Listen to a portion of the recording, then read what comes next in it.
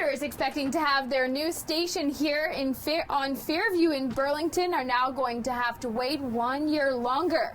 This $13.8 million project has been pushed back and is now expected to be open in spring of 2015. Well, the delay has occurred for various reasons. One is the long, difficult winter we had. That accounts for a few months of the delay, but the rest of the delay we can't explain through the weather. It's unfortunately the contractor, Bondfield Construction, has not performed as well as we would normally expect. Barriers, signs, and pylons enclose the large construction project to keep the public safe and away from all the debris.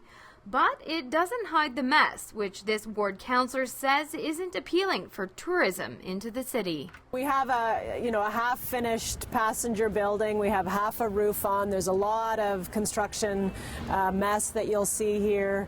Visually it's not great. It's all hoarded with these buildings, so it's a safe site, but it really isn't the most attractive foot forward. And many people find Burlington through this station and find downtown Burlington, which is our jewel of Burlington and the waterfront, through this station. So we need to really get it cleaned up and get on with the construction and completed so we can get it open for the public.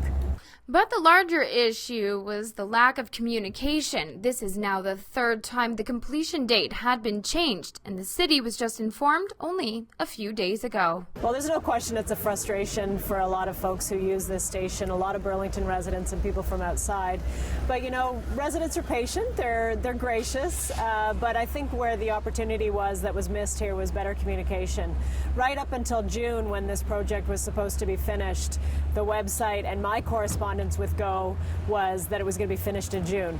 And, very clearly it wasn't going to be. And it wasn't until a couple of days ago that actually I got a formal communication saying that it was delayed the full year. So, everybody knew that it was delayed. We could see the work wasn't completed. We could see that there was absolutely no way this thing was going to get done by June. But the communication didn't start until well after the fact. As well, with 7,300 commuters flowing in and out of this station every day, sometimes navigating through the construction can get a bit confusing. I think some better signage while the construction is happening.